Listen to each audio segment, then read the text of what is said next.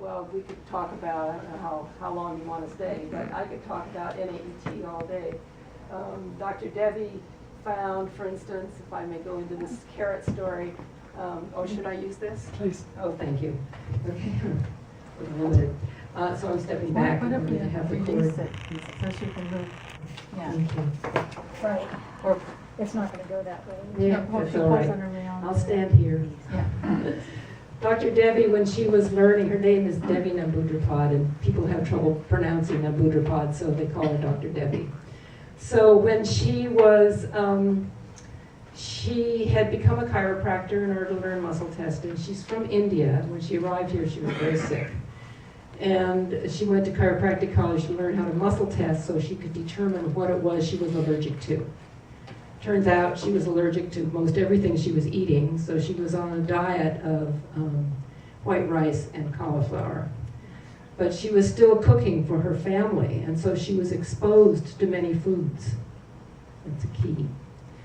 And one day she was in the kitchen and she was chopping carrots, and she had a drop attack. That's sometimes so that was her symptom.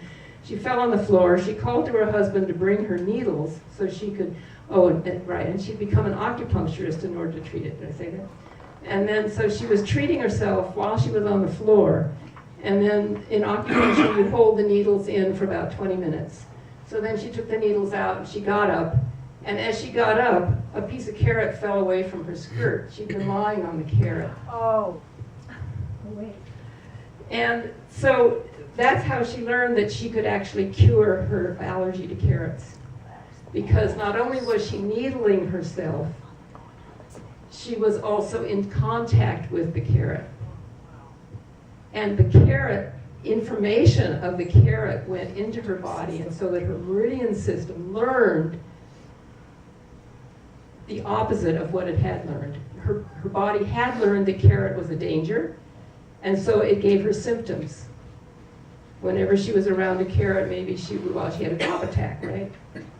But now that she treated herself in contact with the carrot, the meridian system learned, meridian system's open. It's not a danger anymore. Don't worry about it. So she has to carry these two pieces of information. It's a danger and it's not a danger with her for 25 hours. And then after that, no carrot allergy. More importantly, it's not just carrot, it's vitamin A. So this is some of the information that I just dying to get out to you all because it's so important. It's a part of our immune system that we, in Western medicine, we know very little about, or nothing really, unless they've studied with Dr. Debbie Namboodrapad in Buena Park, California. So, So I just want to add that this is the kind of wisdom that, I think I've been missing, adding these to this 50 years of experience, who have tried to walk looking at everything that makes us feel better. So I am helping them come up with a monthly newsletter to share that kind of experience. So if you want that kind of information, there's a mailing list over there, you can sign in. The other thing is there's an aspect of Labrace that's a school that we are kind of opening up. So we will have some free discussions, like the next topic is going to be circulation, about circulation. So blood, chi, and lymph. yeah, so they're really focused on empowering us with the education we need so that we can, really live better by ourselves. So all those talks and groups also will be sent out by email once a month, probably not more than that. So if you'd like, just join us. Yeah, any other questions or comments? Well, I Marcia. just wanted to say that I have had those MAIT allergy treatments, and they have helped me a lot.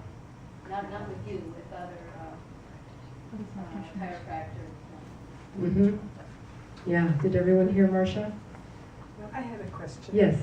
When you receive a phone call or contact to come in, what type of problems does that person normally have that they would want to speak with you about?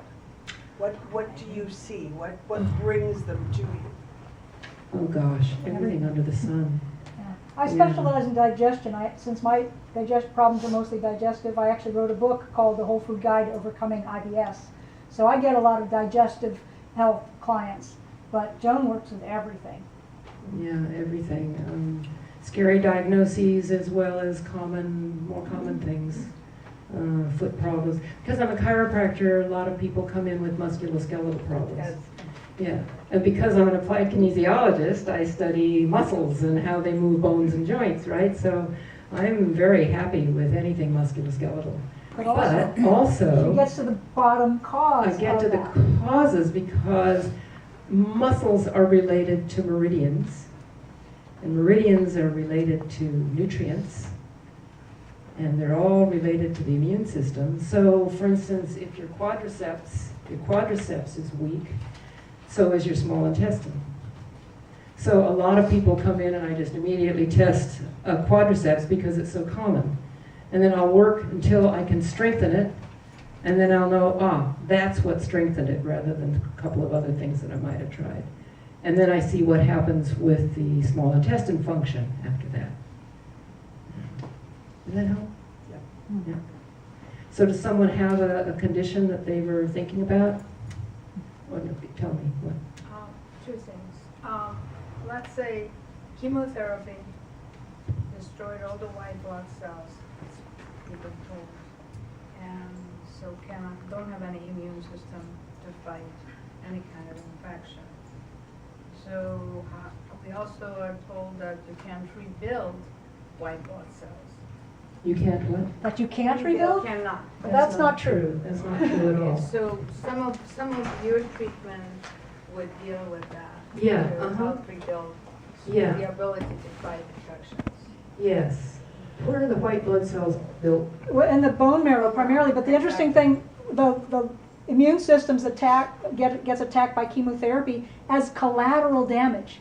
Right. White blood cells have a very short lifetime. They're fast-growing cells, and cancer's fast-growing, so the chemicals they used in chemotherapy are to destroy fast-growing cells, Right. which is why people's digestive systems suffer. Sometimes even their skin suffers, the hair falls out, all those kinds of things, because those are kind of fast-growing cells. And immune cells are among the casualties. Now, once you stop chemo, that's going to allow the body, if you can recover the nutrient values, if you can recover your digestive system, then you can nourish the cells that are going to make the white blood cells and allow them to do their work. But it's all based, again, on the digestive system, the food you eat, and the relaxation and rest to allow the body to repair. That's the one thing I didn't mention is when you're relaxed, when you have relaxation like we were led in this evening by grounding, it calms the body and it prioritizes repair and healing. When you're in a stressful state, it prioritizes fight or flight. But when you're relaxed and calm and rested, your body prioritizes healing and recovery and repair. How about And vertigo? Vertigo that has nothing to do with the inner ear. That's a lot of different things to cause vertigo. Okay, so that's probably brain related, and it's something that I work with. Most of my techniques I've used for about 25 or more years, but the one that's most recent because the research is just coming in. And applied kinesiology doctors who do research are working off of what's published, and then they translate it into applied kinesiology so I can learn it, because it's a whole different language. And so for the last 5 or 6 years I've been learning how to identify brain faults. This is not cranial work. I mean, there's some cranial work involved, but it's different. Some of us know about cranial sacral work. To identify the faults and then to correct them.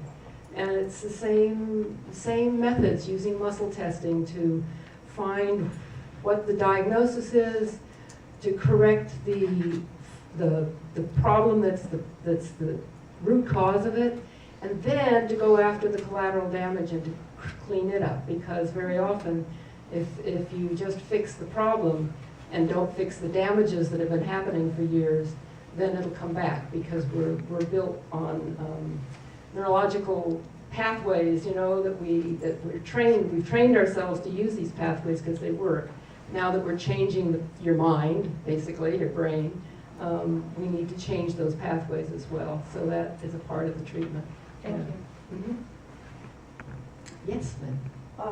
What they said about the immune system is absolutely accurate 96% of the time. But I know of one horrible example where the chemo knocked out the immune system, period. Knocked out the bone marrow. It can happen. Yeah, Right. So that is a possibility, but the normal thing is exactly what they said. Yeah. the chemotherapy is very toxic. Yeah. And sometimes it's more than the body can recover from. They killed my partner. Yeah, more than the body can recover Killed the from. bone marrow. Yes, Brad. Let me just make one real quick comment on that, as long as we're talking about chemotherapy. A number of years ago, one of the speakers we had here was an MD, who one of the comments he made is that he had recently read about a study in the Journal of the American Medical Association where they had polled 3,500 oncologists and asked them, if you were diagnosed with cancer, would you go through chemo radiation?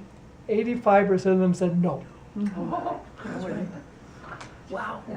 I mean, again, I'm not, so, again, I'm not recommending you bypass chemo and radiation. All I'm saying is, make sure that's really, really, really in your best interest to do it before you jump into that. There are many cancers that don't respond to chemo and radiation.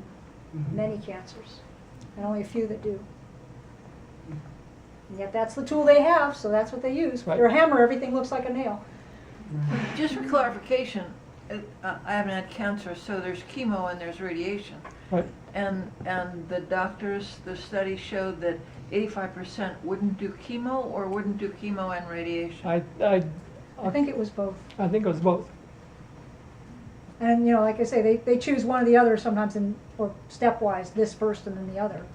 But they all said, I don't think so. They would have no treatment, they would not. They didn't say that. No, they didn't say that.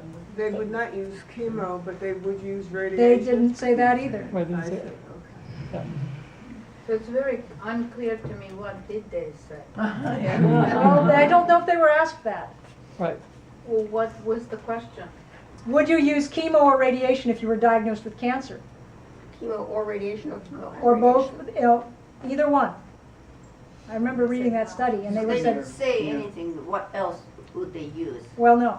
So what's the treatment then? They didn't say. There's many treatments other than chemo and Yes, radiation. many Yes, treatments. thank you, Yeah, Carol. come here. Some people are now exploring the body's own abilities to deal with cancer, as well as why do we get cancer. So there's lots of other options. I mean, just to give you and Carol, I'm sure when you talked to the group in February, you'll talk in a lot more detail about this. But one of the things that I have the pleasure of doing is exploring that subject on my own. Because a year ago at this time, Kaiser diagnosed me with a form of leukemia called chronic lymphocytic leukemia. Fortunately, it's one of the more benign forms of cancer you can have. And fortunately, from stage 0 to stage 4, they caught me at stage 0. But when I had my first and only appointment with my oncologist, he talked to me about about what the treatment options were, and he said, Kaiser said, we really don't treat you until you get to stage 3 or 4. Whoa. Or your lifestyle starts being significantly impacted. And I said to myself, bullshit. He said, give me a year and I will have reversed this and eradicated it naturally. And so then he said, when we do go into treatment, we can do chemo, radiation doesn't really work. And when he said that, I looked at my wife and chuckled. I said, should I tell him now or should I tell him later? She said, tell him now. I looked at him and said, it's not a chance in hell I'd ever do chemo. He said, in that case, we can look at some other things like targeted therapies, but I've not seen him yet, and so we've been monitoring my progress. He set me up to do every 3 months, to do the standard blood test, to look at my progress. And I've been working with a naturopath up in Auburn for the last 6-7 months, and it's starting to show improvement with naturally. And so, and there's other treatments that I can layer on if the main ones that she's got me on turns out not to be as effective. But I mean, so again, I'm not a doctor. I'm not making medical advice. All I'm saying is my opinion. And so everyone's got to make their own choices between, because I don't believe in poisoning my body in the hopes that they'll kill the cancer cells, and because of the collateral damage. But that's just my. But again, I'm also one of those whack jobs that absolutely refuses to take any prescription drugs. Won't do it. Me too. So. Me too. Me too. There was the testimony from an audience when they showed the documentary movie. I think the title is somebody's story. Yeah, Bedlade's story, something like that. That young woman who was paralyzed at age 3 because of the shot, tetanus shot, and then she actually cured herself with all raw vegetable and fruits diet. Then there's the testimony from the audience, the Rossmoor resident. She says she also had her cancer cured by doing the same thing. It took only 6 weeks. The interesting thing is a raw vegetable diet that almost was killed me. you? Oh my goodness, oh, I didn't feel very quickly then. The interesting thing is a raw vegetable diet almost killed me. So it's not the it's same for every individual. person. Right. Everyone's an individual. I needed bone broth. I needed pre-digested, pre-absorbed proteins to heal my body. And that's not going to come from raw vegetables. So I still include vegetables, but it's a different aspect because of my own personal type of situation. So I like to say everyone's different. You're all unique, just like everyone else. Yeah. And just one last little thing on that, and then I promise I will shut up. But in working with the naturopath, she said that if you decide to look into other treatment options for your leukemia, she said there is a clinic down in Southern California where they do the specific testing, and I think a lot of it is genetic, that they can then tell you what treatments, both allopathic and naturopathic, are most likely to respond and impact your particular type of cancer. So rather than just guessing, you can do it a little bit more scientifically and figure out what's likely to work for me. Yes. Did you have a question or a comment? 2 things. I wrote down on my calendar to come. The first I wrote down, it was retirement trust. So that's what I expected to hear. That is totally unrelated. So I sat in, just was very curious, because this is the first time I ever come to this kind of a group.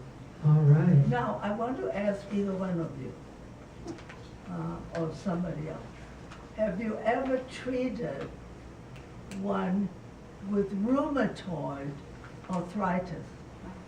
Yes. Yes. Many times. Is it only inherited? No. No. No, it's typically an immune system problem. Right. And the immune system has to be addressed then. And there are ways to do that naturally. I don't think actually medical doctors know how to stimulate an immune system. They only suppress it. Is that right? Well, they also can stimulate it, but it's a situation of balance. Yeah. You have to balance the immune system for rheumatoid arthritis. You also have to improve the gut, improve the digestive system to get to the root cause of the rheumatoid arthritis. I used to have rheumatoid arthritis. So you can actually make it better? Oh yeah, Yes, yeah. absolutely. These are reversible things. Yes. As long as you're breathing, you can heal So if you have enough time. the treatment is food or diet? All things, all the different All kinds of things. things. All It's things. it's many things, and it depends on the individual. But the diet has a big impact on it. The digestive system has a big impact on it. What about supplements? Do you know? Sometimes, Supplements are Yeah. part of our program, yeah. Yeah. It's everything you need to feel better. That's how I say it. Yes. So, from a sustainable perspective, I aspire not to eat meat. And Why? it's, Environmentally I- unfriendly. yeah. and it's that doesn't a- have to be, but I'm just curious, what's your reason? Methane gas, if nothing else. The amount of water it takes, it's taking way too much water. Factory farming is a big problem. I agree totally with factory farming is not the way to go. Right. But a person doesn't have to get rid of an entire food group to have healthy versions of the right, quality and sustainably raised to have good health. Right. Humans are actually set up to eat meat as well as vegetables. What we're not set up to eat is sugar, hydrogenated vegetable oils, processed foods. What about genetically modified? There you go. So, if it's an ethical reason, if you're spiritually wanting to not eat meat, that's your business and that's fine. But as far as an ecological reason, it doesn't fly. There's a lot of areas of the universe, of the world that only are available. The only kind of things that will grow there is grass, and the animals use that appropriately. In places where they can plow and have fields, that's where they can grow vegetables. But instead, so much of our agriculture now is used for making corn, soybeans, and wheat. It's monocropping. And that's a big problem. And those crops are mostly used to feed the animals in the factory farms, causing the methane, causing the water use problems, so all those things. So if we go to ecologically sustainable sources, then and have small amounts of high quality meats, we don't have to give it up. We can have what's right for us and keep the planet healthy. So it's your understanding that everyone on the planet could eat meat sustainably? It's not necessarily just meat, but have animal protein sustainably, yes. Grass-fed. Grass-fed meats, and we're talking about cattle, but there's other, chicken, eggs. Some people do okay with dairy. I mean, there's lots of different sources of meat, fish. There's lots of different sources. But to give up a whole category of highly nutritious foods, the problem is we eat too much, we waste too much, and the way it's raised.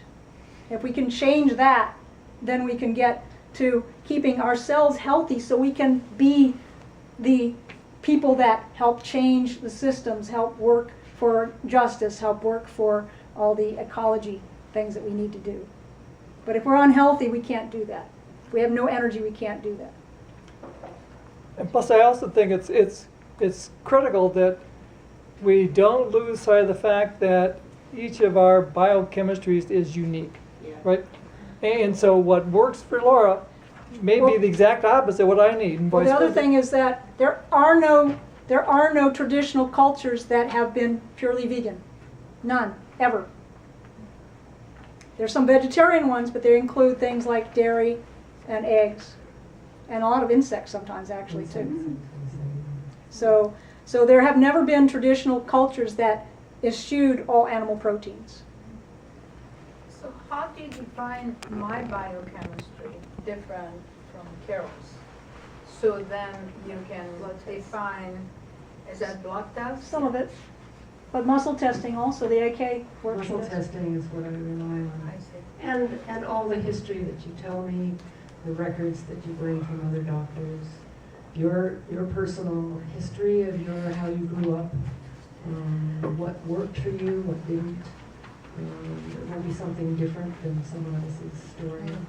So take all that in and amalgamate it or whatever and figure out. And then it's an experiment. Life is an experiment. So Thank you. Yes, Lynn. How do you know what diet to recommend to people? Well, the old saying, if you keep doing the same thing over and over again and expect to get a different result, that's the definition of insanity. So we try things, and we start with quality. Everybody seems to need high quality food. That seems to be the one baseline that I can say completely. Everyone needs to have high quality. You mean like McDonald's? Oh yeah. So the quality is the first thing, and then we look at balance. What kind of levels of, are you getting enough calories? Are you getting too many calories? Are you meeting your basic recommended intakes? So do you have enough nutrients? What I find frequently is people eat a lot more than they need, just to make it to their minimum daily requirements of nutrients. So I analyze diets. We also do, everything in life is an experiment. You try something. If you are scientifically minded, you actually keep notes or keep records of how it's working, what you're doing and how it's working. And then if you're really scientifically minded, you go back to those records and say, oh, I felt really good when I ate this way. And I don't feel so good when I add this or when I ate this kind of food. So we help to teach you how to learn from your own experience and pay attention to your own situation. So we may suggest a diet and you try it and say, wow, I felt really better, and then I added this and I felt worse, or I don't feel so good, but when I leave this off, I feel better. So it's a matter of adding things and removing things as you need, as your body tells you from the symptoms. Sometimes the symptoms are as simple as being fatigued, being tired, being sleepy after a meal.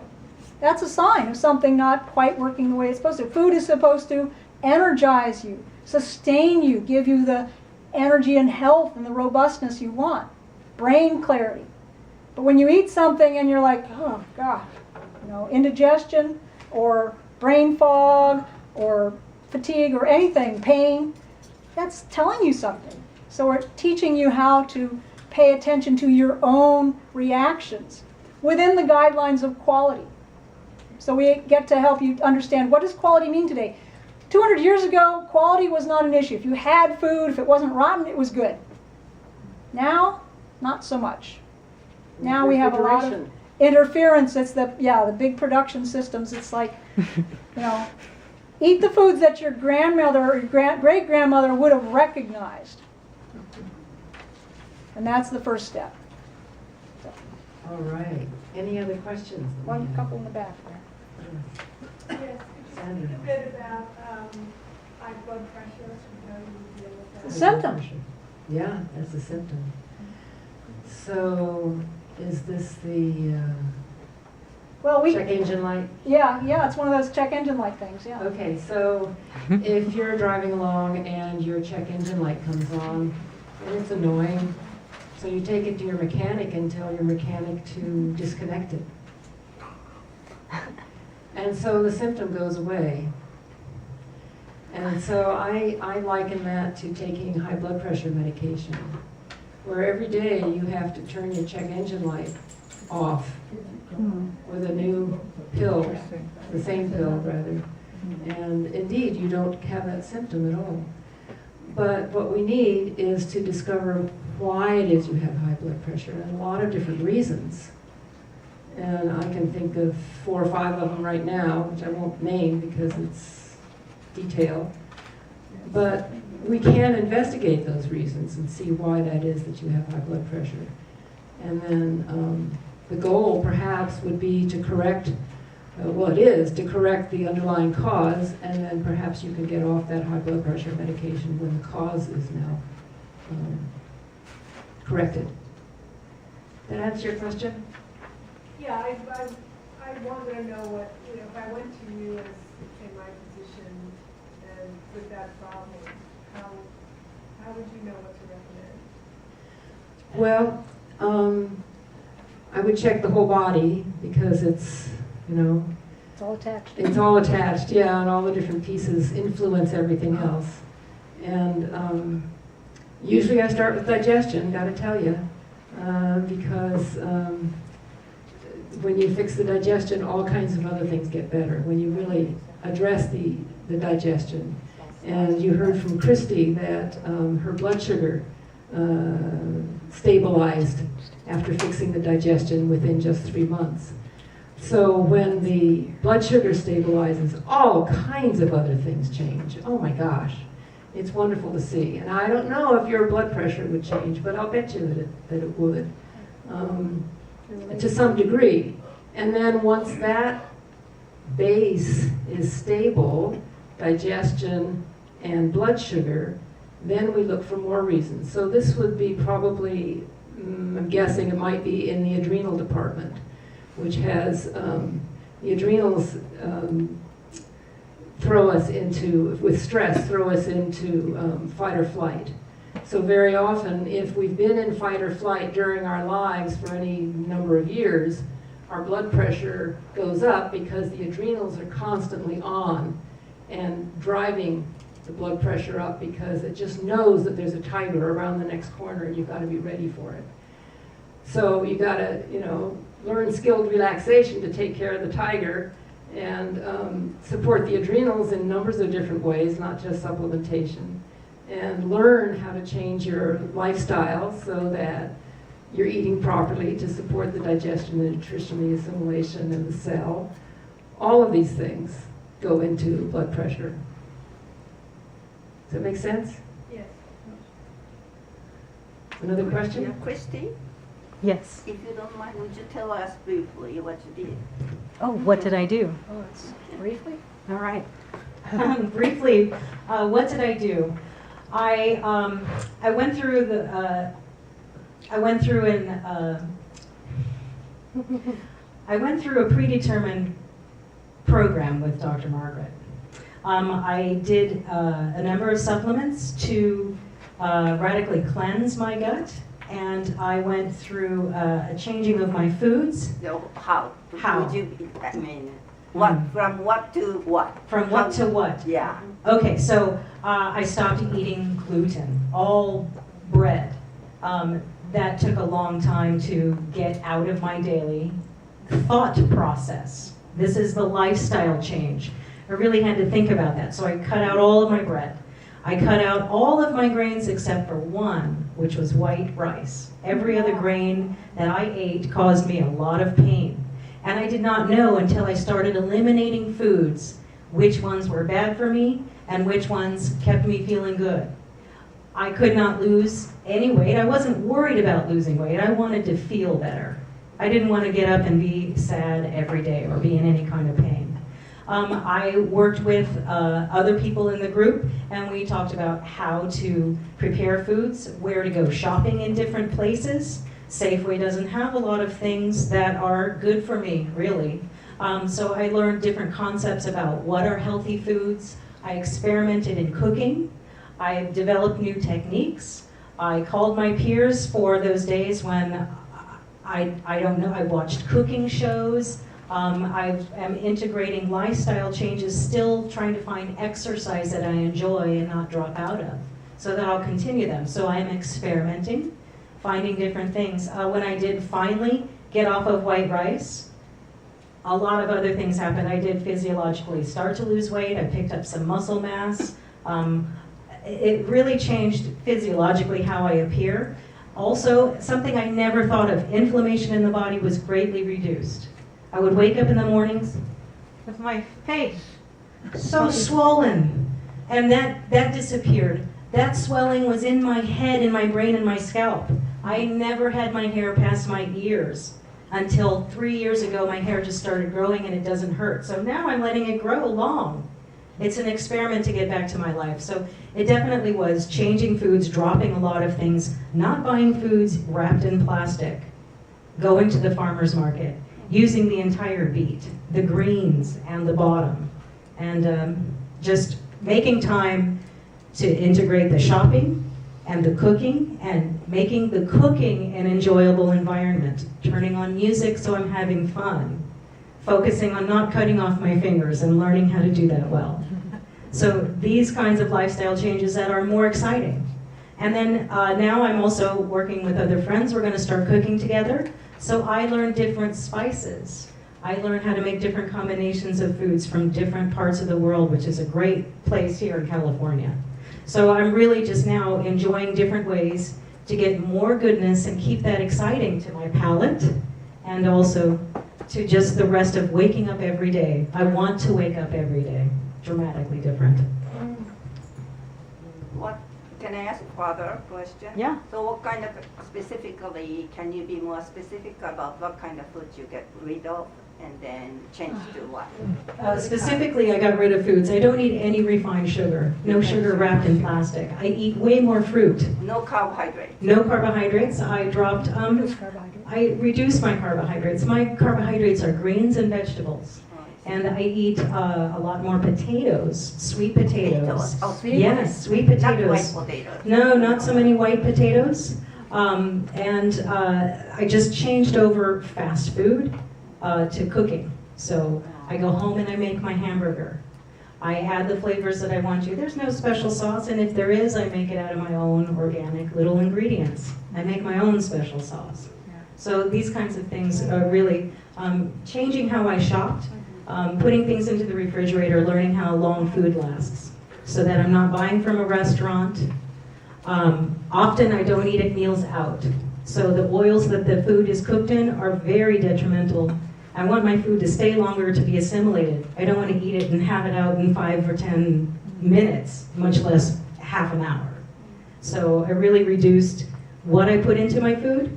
It's pretty much a 10 ingredient list per meal at the most. No vegetable oils you use? right? No vegetable No. oil. I use coconut oil, I use Coconut, butter, yeah. and I use steam.